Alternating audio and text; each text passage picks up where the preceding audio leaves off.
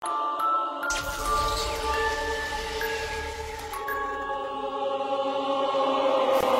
à tous. Aujourd'hui review matos. J'ai l'impression de dire ça 200 fois par jour. Bah oui, je fais des reviews matos ou quelquefois des reviews liquides. Donc aujourd'hui review matos. On va parler d'un truc dont je parle pas souvent, c'est-à-dire un dripper de cochon, ce que j'appelle un dripper de cochon. Rien de péjoratif, messieurs dames les Claude Chaser, c'est pas pour vous défoncer quand je dis ça. Mais c'est pour faire la différence entre une vape pépère et une vape un peu plus musclée. Donc aujourd'hui, review sur un dripper de cochon. Je vais le nommer l'Aéronaute. L'Aéronaute de chez Aéronaute. Voilà. C'est un modeur anglais qui fait ce petit truc là. Apparemment ce monsieur il était dans l'aéronautique, ingénieur apparemment. Si mes souvenirs sont bons, donc d'où le nom, Aéronaute. Voilà. Ce dripper, en fait, j'en ai entendu parler, je sais plus où.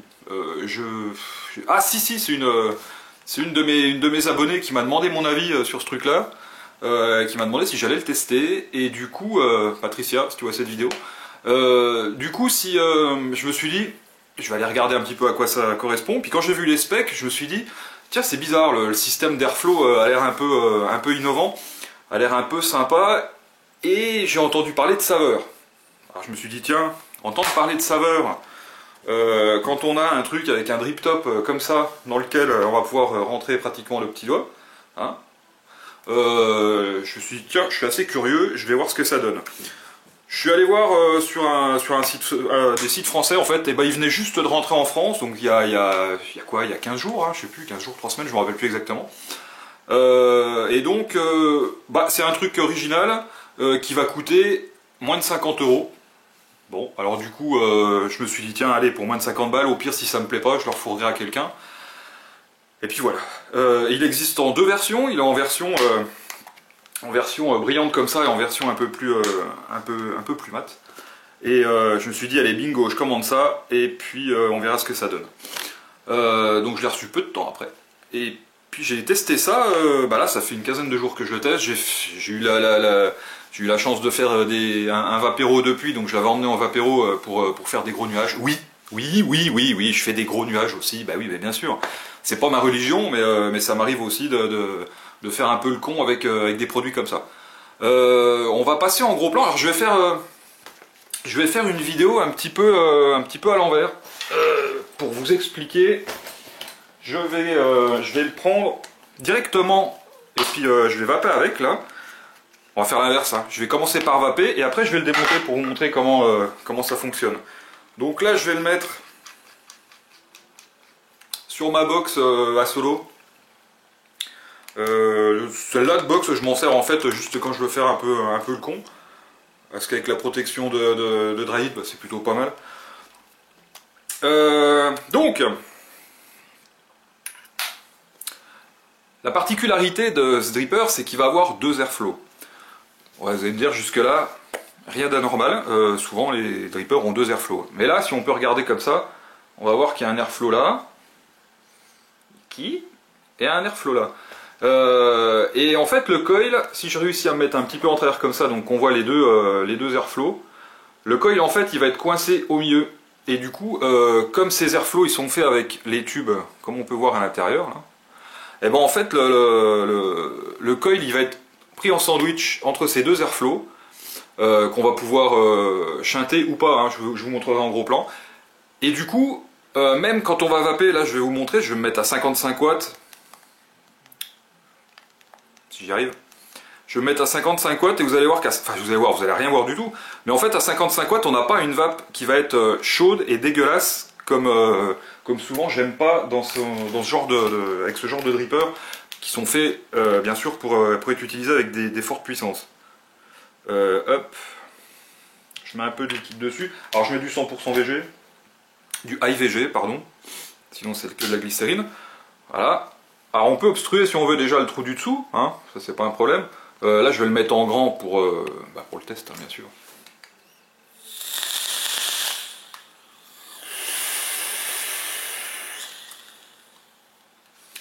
C'est un dripper en fait sur lequel je vais réussir même avec 55 watts là comme je suis, c'est pas énorme 55 watts bien sûr, on va me dire oh, moi je vais pas 150 watts, bah oui, mais faites ce que vous voulez.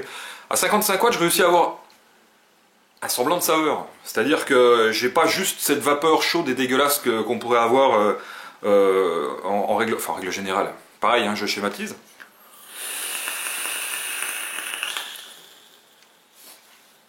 Ça fait une production de vapeur qui est phénoménale, ça marche vraiment bien.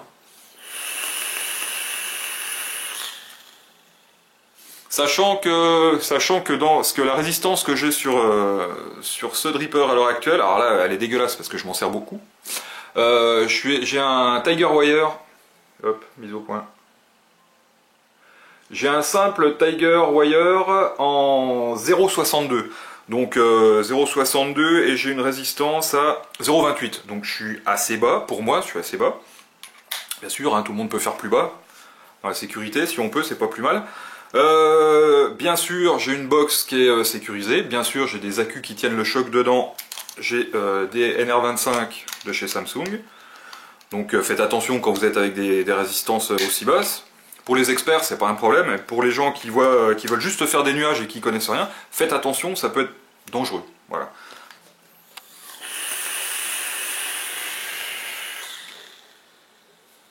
Donc voilà, donc ça marche super bien. Il y a des saveurs.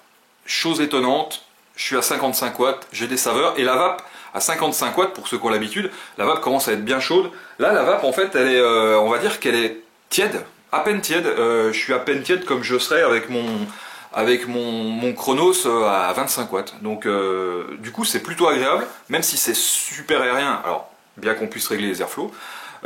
C'est quand même plutôt agréable. Voilà. Donc comme je fais la vidéo à l'envers, on va passer en gros plan. On va le voir monter. Et puis je vais le démonter au fur et à mesure et vous expliquer les différences avec les différents airflows. Allez, c'est parti pour le gros plan. Let's go! Alors, cet aéronaute, il est livré dans sa petite boîte en plastique. Ça change un petit peu. La boîte en plastique, normalement, à cet endroit-là, là j'ai coupé un truc. En fait, il y avait un truc en plastique là avec un trou au milieu pour pouvoir ranger ça sur des étagères en magasin. Je l'ai coupé parce que je trouvais que c'était moche. Donc, boîte en plastique avec à l'intérieur, on va retrouver, hop, si je réussis à l'ouvrir bien sûr, on va retrouver l'aéronaute en lui-même qui est ici. Voilà. Il y a même un numéro de série. Alors il est dégueulasse hein, parce que bien sûr je m'en suis servi juste avant. Et comme je fais la vidéo à l'envers, et bah du coup voilà. Donc moi j'ai le numéro 118. Voilà. Il n'y a pas de certificat d'authenticité dans la boîte. Hein. Il faut croire le modeur sur parole. Ensuite à l'intérieur, on va avoir une petite clé BTR. Petite clé BTR qui va servir pour serrer les montages. Vous allez voir pourquoi. C'est assez intéressant. C'est plutôt utile. Et puis un petit sachet avec des spares. Alors d'habitude on s'en fout un petit peu des spares parce que c'est au cas où on perd des morceaux. Mais là vous apercevez à l'intérieur deux tubes. Et ces deux tubes, pardon. Et ben on va en parler très bientôt pour vous dire à quoi ça sert. Alors, ce que je vais faire, je vais le démonter. Je vais le mettre sur une box, donc comme ça. Je ne vais pas le serrer complètement, on s'en fout. Donc là on aperçoit le drip top ici. Qui fait une bonne taille, je crois qu'il fait 12 ou 13 mm, que je dise pas de conneries. Un airflow ici, un airflow ici. Ces airflows, hop, voilà, qu'on aperçoit à l'intérieur ici. Donc là c'est l'airflow du dessus, celui qui va arroser le coil à cet endroit-là, hein, quand on va le mettre comme ça, il va être pile poil au-dessus du coil. Cet airflow, vous pouvez voir à l'intérieur donc qu'il y a des petites stries, donc il est découpé hein, tout simplement, c'est par là que l'air va circuler. Et donc c'est là qu'on va se rendre compte que les deux petites pièces à l'intérieur sont importantes. Hop. Voilà. On va avoir deux petits tubes à l'intérieur. Et vous allez rendre compte déjà que ces deux petits tubes n'ont pas tout à fait la même longueur. Il y en a un qui est plus long que l'autre. Bah, c'est pour une raison très simple. Tout simplement, c'est que quand on va vouloir changer les deux airflows, si on veut les changer, bah, bien entendu... celui-ci va être un poil plus long parce qu'on a l'épaisseur du drip top. Et si on veut changer celui-ci, eh ben, il va être un peu plus court parce que justement on n'a pas cette épaisseur du drip top. Alors si je veux changer cet airflow du dessus là, donc qui vient arroser le coil par le dessus, et ben c'est tout simple, je prends le plus long des deux, c'est-à-dire celui-là, je viens de glisser dedans comme ça, et puis tout simplement, hop, on va le pousser, celui qui était en place, pour mettre l'autre à la place. Et là on se retrouve donc sans airflow sur le dessus, donc juste avec l'airflow en dessous. Je vais vous montrer l'airflow en gros plan. Donc cet airflow il ressemble à ça. Voilà, tout simplement. Hop, je le mets de côté sans le perdre. Alors ça faut pas le perdre. Hein. Il y a un semblant quand on regarde à l'intérieur le drip top, il y a un semblant de travail là sur le conique. Alors pour concentrer les saveurs, j'ai envie de dire que là on n'est pas sur non plus une cheminée de dripper qui est fait pour concentrer les saveurs. Mais ma foi, ils ont bien été obligés quand même de le réduire à un moment donné, hein, ce drip top, vu qu'il ne se démonte pas ici, c'est usiné d'une seule pièce. D'ailleurs c'est assez bien usiné, je trouve que c'est plutôt pas mal pour un truc à une cinquantaine d'euros. Bon, on voit un petit peu l'usinage là, c'est pas non plus une catastrophe. Par contre, contact à la bouche c'est plutôt agréable. Autre chose, qu'il faut remarquer, le fait que ça soit aéré au-dessus et en dessous du coil, ça fait que le drip top aurait tendance à pas chauffer. Alors attention, quand je dis à ne pas chauffer, moi je prends en référence mon Dodge Competition que j'ai toujours là, qui a un drip top en ferraille, le mien, et dès que je tire 3, 4, 5 lattes, si je veux faire un peu le con, avec une puissance au-delà de 50 watts, et là, ça me brûle les lèvres, hein, carrément, je peux plus m'en servir. Là, le fait que ce soit aéré, que le coil soit bien refroidi, à une cinquantaine de watts, on n'a pas ce souci-là. J'ai pas rencontré ce souci-là, bien que je faisais un peu le con. Alors bien sûr, hein, si vous voulez pousser un peu plus haut et puis monter à 60, 70, 80, bon bah voilà, après, bien évidemment, ça va se mettre à chauffer un peu plus. Voilà. Ensuite, la base. Alors, la base, et ben là, elle est montée. Avec un coil, donc ce que je vous disais tout à l'heure, hein, un Tiger Wire en 0,62. Voilà. On voit qu'il y a deux vis là de part et d'autre. Alors ces deux vis en fait, ça va être, on va pouvoir le monter en double coil. Il n'y a pas énormément de place pour faire un double coil, surtout si on veut faire des gros coils comme ça. On peut le faire, ça va être un peu plus fastidieux. Moi je trouve que déjà là ça marche pas mal alors que je suis à 0,28 sur un simple coil.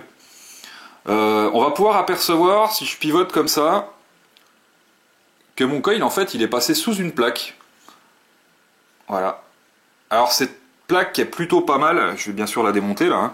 Cette plaque elle est plutôt pas mal parce qu'en fait vous allez pouvoir mettre vraiment du gros fil et le passer dessous comme ça. Donc du coup, c'est plutôt pas mal.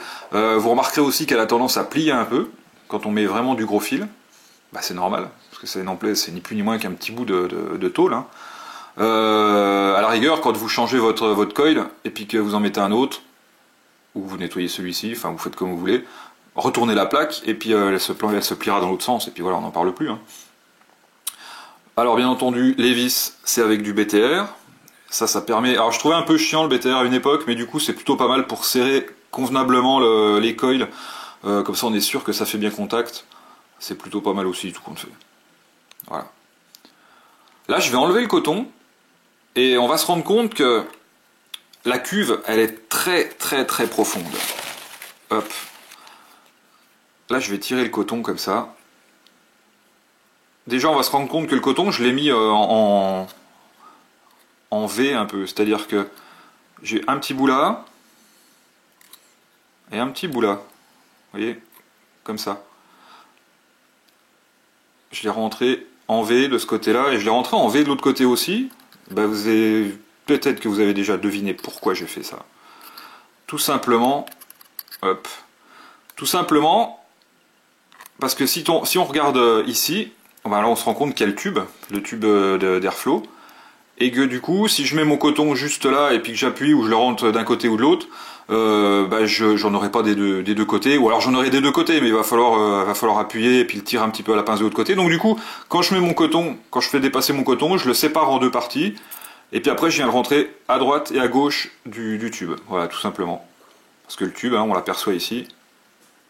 Donc du coup, je fais rentrer le coton des deux côtés. Je vais tirer le coton, là, je vais le virer. Par contre, je vais le couper avant. ce sera plus simple. Hop.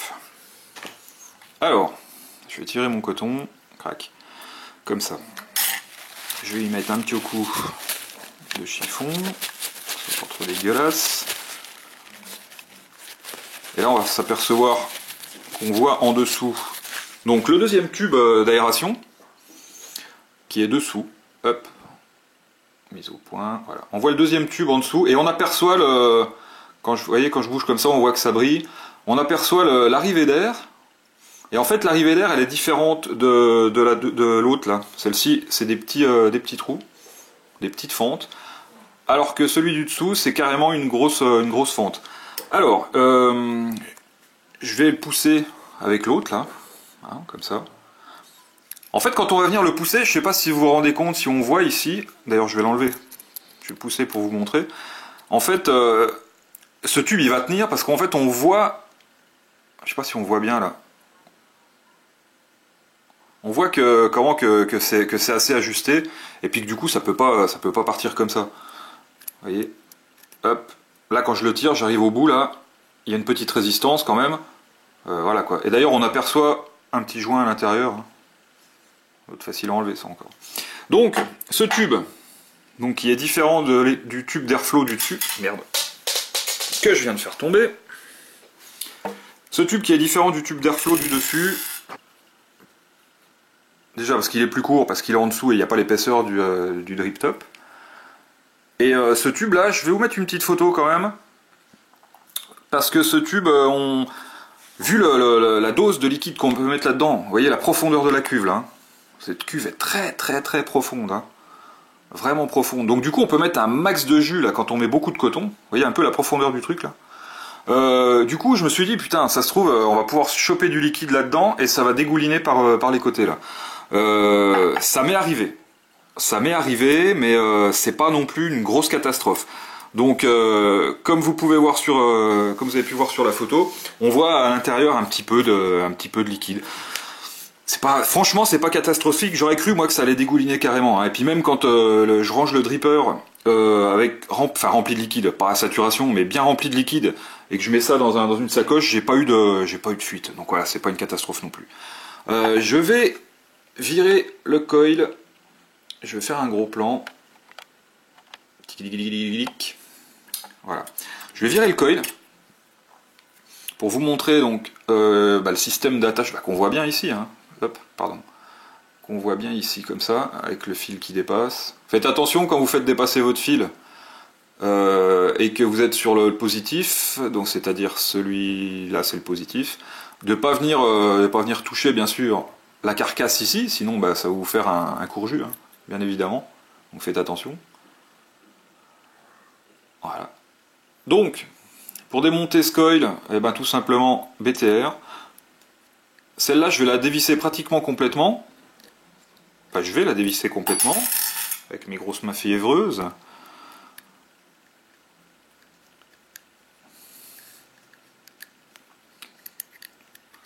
Hop. J'ai les mains pleines de liquide, j'arrive même pas à faire tourner là. Voilà, donc petite vis à tête BTR, comme ça. Et du coup, ça va me libérer l'autre partie, qui est là. Je vais pas la dévisser complètement celle-là pour pas l'enlever. Comme ça. Crac, on l'entend hein, qui vient de se dévisser. Donc je vais faire juste un tour ou deux. Et puis en fait, ça nous libère carrément la petite plaque. Donc comme ça, on s'emmerde pas. On tourne la petite plaque quand on y arrive.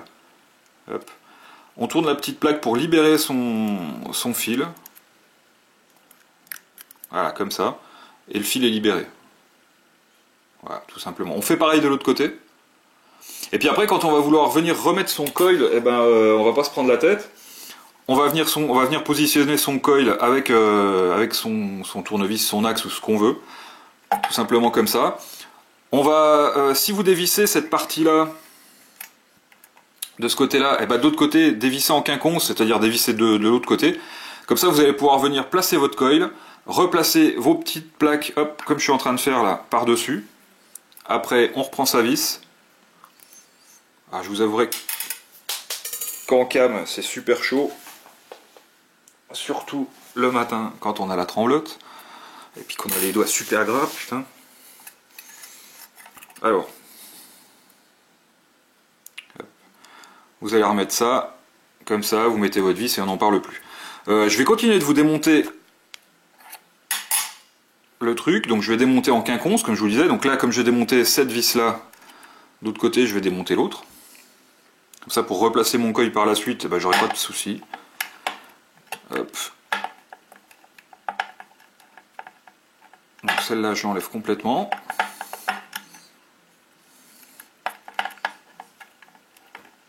Et là, ma lapine. Comme ça. Il y a assez long de filetage sur les vis, donc du coup, ça tient plutôt pas mal. Je dévisse juste d'un tour ou deux ce côté-là. Donc du coup, ça va me libérer ma plaque. Comme ça. Encore un tour.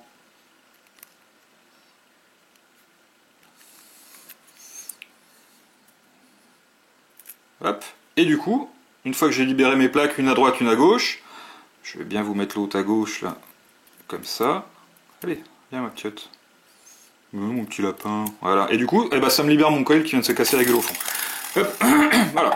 Donc là, du coup, votre coil, après, vous pouvez vous en servir. Hein, je sais pas si vous voulez le foutre au bac à ultrasons ou ce que vous voulez. Ensuite, à l'intérieur, on va se rendre compte qu'on voit, ça va être le positif, bien entendu, puisque le positif, il va être isolé sur la matière qu'on voit au fond, qui doit être ni plus ni moins qu'un isolant classique qu'on met dans les drippers, soit du Delrin, soit du PTFE. Hop.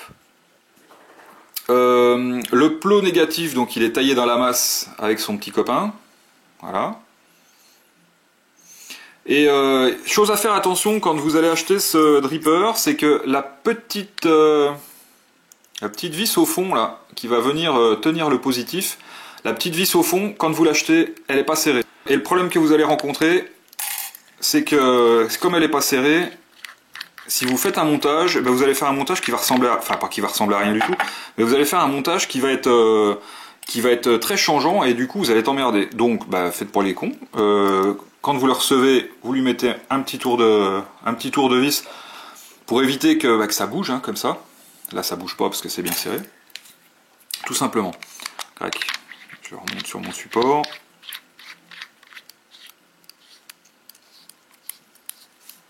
Faites gaffe que ça fasse pas de court-circuit. Hein. Quand vous travaillez sur une box, comme là vous allez avoir quelque chose, avec les plots qui bougent là, vous imaginez bien que si vous prenez votre positif et que vous le laissez sur votre box, faites attention à ça. Hein. Si vous prenez votre positif, que vous le laissez sur votre box et que vous faites ça, vous êtes en contact et vous faites un court-jus. Parce que vous allez toucher ici. Et faites gaffe à pas vous faire péter la tête. Si vous faites ça sur une box électro, elle va se mettre en court-circuit. Si vous faites ça sur un mode méca, et puis que là ça se met à coller, vous allez vous le faire péter à la gueule. Faites attention, faites attention. Autant ce côté-là, ça gêne pas, c'est le négatif, on en a rien à foutre. Autant là c'est le positif, faites gaffe, faites pas les cons. Voilà. Voilà. Allez, là il était démonté. Je vais éventuellement le remonter.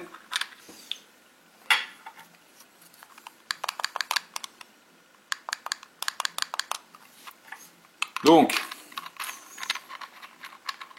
je vais le remonter pour vous montrer que c'est pas si compliqué que ça. Si vous le montez sur une box électro, assurez-vous qu'elle est éteinte pour éviter le court-circuit. Tout simplement. Après, on reprend son coil.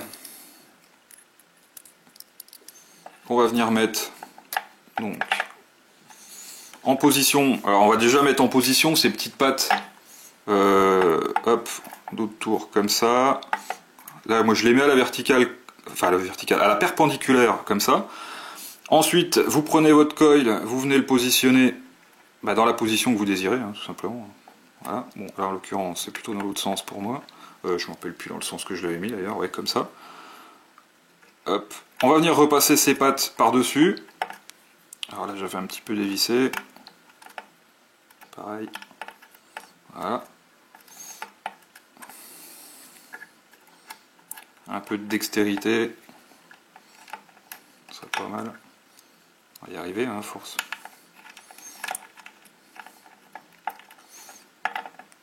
Bon, en cam, c'est toujours la merde, de toute façon. Donc, vous attendez pas à ce que je fasse quelque chose de magnifique. Voilà. La petite vis que je vais venir mettre dessus directement. Je reprends ma BTR. Hop. Que je vais venir visser vite fait. Je fais un ou deux tours juste pour prendre la première spire là. Ensuite, moi, pour être à mon aise, je tourne dans l'autre sens. Hop, je vire ça, je viens poser ça. Comme ça. Je remets l'autre par-dessus. En faisant attention, bien sûr, que ça passe par-dessus ma patte. On va y arriver, hein. On va y arriver.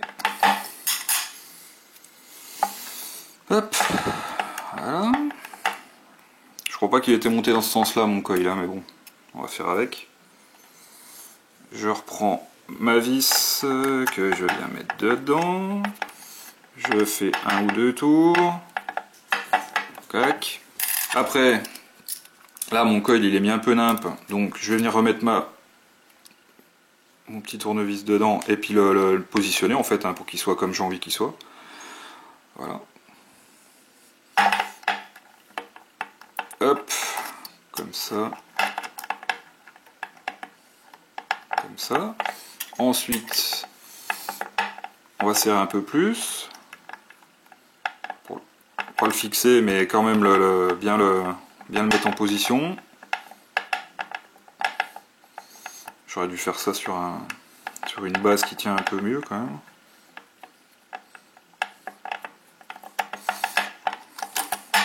Hop. Alors. Et là je vais le fixer complètement en fait. Hein, tout simplement. Oh là là, j'ai les doigts gras. Ces pinces sont petites, hein, donc c'est pas toujours évident. Ces pinces, ces clés, pardon, clés BTR. Et après, bon, on va venir le visser. Alors quand vous vissez vos plaques, vissez un coup à droite, un coup à gauche, un coup à droite, un coup à gauche. Pour éviter de plier trop d'un côté et de visser une vis complètement d'un côté et pas du tout de l'autre. Ça peut paraître logique, mais ça l'est pas forcément pour tout le monde. Voilà. Dernier petit tour de clé de l'autre côté. Crac. Merde. Et crac. Si j'y arrive. Voilà. Après, bah, on se retrouve avec le col qui est mis un peu nimpe. Et puis après, bah, vous l'ajustez comme bon vous semble. Voilà. Un poil trop par là. Alors c'est du 0,60, hein, c'est du coil de cochon, comme je dis. Donc fatalement, il faut l'ajuster avec ce qu'il faut. Et puis voilà.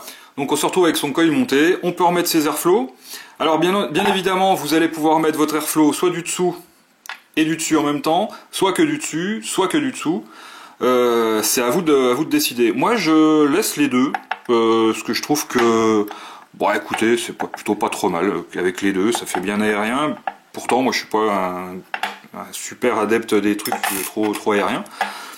Mais bon, je trouve que c'est pas désagréable. Hop, voilà, je remets cet airflow là. Le deuxième, donc je le remets en haut. Alors je vais pousser l'ancien. Bien sûr quand vous remettez votre airflow, mettez bien vos trous dans le bon sens. Si vous les mettez sur le haut, bah ça rime à rien. Hein. Faut que ça arrose le coil. J'ai ouï dire que le fait de laisser que l'airflow du haut, les saveurs étaient meilleures. J'ai pas fait gaffe. J'ai pas trouvé que c'était une différence flagrante. Donc ma foi, je sais pas trop. Moi je trouve que ça va pas mal comme ça. Là je me rends compte que mon coil que je l'ai remonté il est bien dégueulasse. Il va falloir que je le resserre mais à la pince parce qu'à mon avis avec ça passera pas. Et voilà. tout simplement. Je vais vous montrer quand même comment je remets mon coton. Mais avant, je vais resserrer mon coil. Je vais le faire hors cam, sinon je vais me faire défoncer par les gens qui vont me dire que oh mais pourquoi tu fais rougir tes coils. Bon voilà. Donc là je vais me mettre hors cam. Je vais faire rougir un coup mon coil. Parce qu'il faut. Parce que là je vais pas pouvoir le mettre en place si simplement que ça. Et après je vais mettre le coton, donc je vais vous montrer, je vous ai montré tout à l'heure quand je le démontais, je vais vous montrer quand je le monte, hein, tout simplement. Quoi. On va pas se prendre la tête. Là, je vais déjà faire mon coil proprement. Le problème quand on a des coils en 0,60 comme ça, c'est qu'il arrive un moment, le pincer avec la pince avec la pince classique, c'est-à-dire la pince en céramique, c'est showtime. Hein. Là, il arrive un moment, on est obligé pour pouvoir resserrer ses spires, pour avoir quelque chose d'à peu près propre, on est obligé de le faire rougir un coup. Hein. Voilà. N'en déplaise à Farsalinos, et puis n'en déplaise à ceux qui m'ont dit que j'étais un gros con de faire ça. Et puis d'abord, je fais ce que je veux. Ne le faites pas si vous voulez pas le faire, et surtout faites-le si vous voulez le faire. D'ailleurs souvent ceux qui viennent me dire que c'est pas bien de faire rougir mon coil, c'est les mêmes qui vont vaper des jus philippins et puis qui vont faire des coils à 0,02. Donc fatalement du coup ils sont tout de suite moins crédibles à mes yeux. Je vais prendre du coton. Là c'est l'original Fiber Freaks. C'est pas du coton de blend parce que j'ai que ça sous la main pour l'instant. Donc j'en prends un bon morceau. Hop, comme ça. Que je vais faire comme d'hab, je vais le rouler à la main sous les aisselles. Hein. Voilà, comme ça. Hop. Tac, j'en ai un bon morceau. Hein. Et ce morceau, hop, je vais replier un coup le bout. Je vais le passer dans mon coil.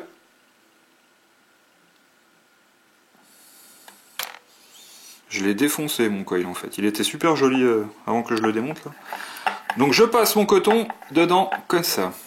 Du coup il va m'en rester un bon morceau qui dépasse de chaque côté. Alors j'essaye d'avoir la même densité toujours à droite qu'à gauche.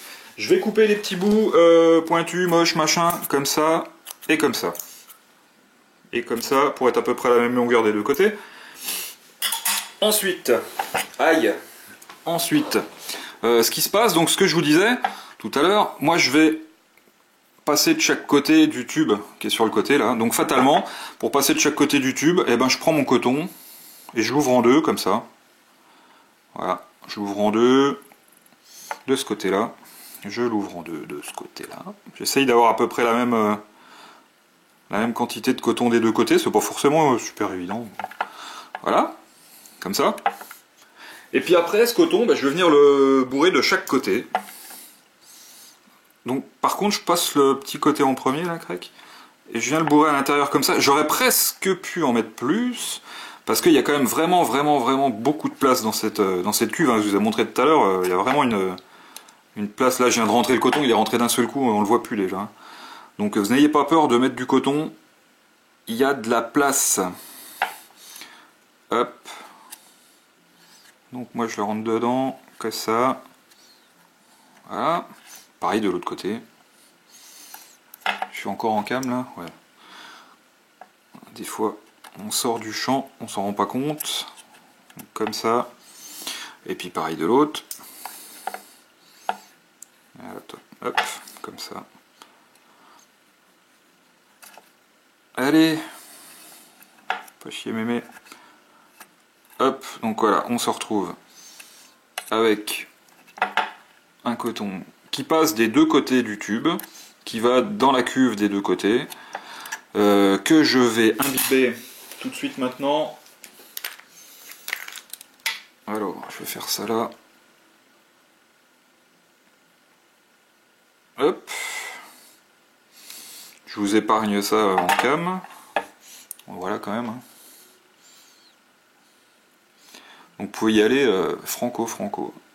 Et on tient. De toute façon, vous voyez quand vous arrivez en saturation, parce que de toute façon, le coton boit plus. Et là, ça boit. Et là, ça boit. Il en boit presque autant que moi, le garçon. Voilà, donc... Et puis après, bah voilà. New coil. SEM. Allez, SEM. Hop. Voilà. Et du coup... Eh ben c'est reparti, quoi. Et ça fonctionne. Allez, on repasse en plan large, je tire 2 lattes et je me casse. Bon, du coup, bah, je me suis mis debout pour qu'on voit que ça fait du nuage. Hop. Puis qu'on voit que ça marche surtout, quoi.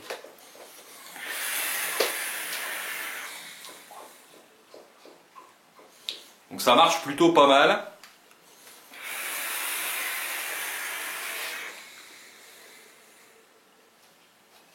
Je ne suis qu'à une cinquantaine de watts. Je suis pas à 200 watts. J'ai pas un double coil à 0,0 quelque chose. Je suis à 0, comme je vous disais tout à l'heure, 0,28. 0,28 j'allais dire c'est classique maintenant. C'est pas classique, non, parce que c'est quand même assez bas, mais il y a des gens qui vont beaucoup plus bas. Mes airflows sont ouverts en full.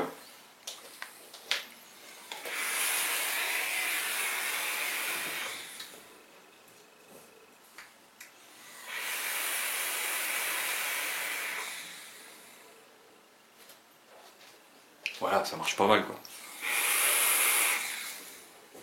Bref, j'ai été assez surpris agréablement par ce dripper, parce que même comme je vous disais, même à une soixantaine de watts, j'ai réussi à avoir un semblant de saveur sur les liquides que je vape habituellement, donc que je connais plutôt pas mal. Et voilà, donc si en plus on s'amuse à serrer un petit peu son airflow, ou à enlever ce tube là pour laisser que l'airflow du dessus, ou l'inverse, ben on a un poil moins serré, enfin un poil moins ouvert, tout en restant ouvert quand même. Avec un drip top comme ça, faut pas s'attendre à une vape de Kyphon ou de Typhon non plus. Voilà. Sur ce, messieurs, dames, n'oubliez pas, la vapote c'est mieux que la clope. Et puis, puis ce coup-là, du coup, je peux vraiment disparaître dans un nuage de vapeur. Et ciao!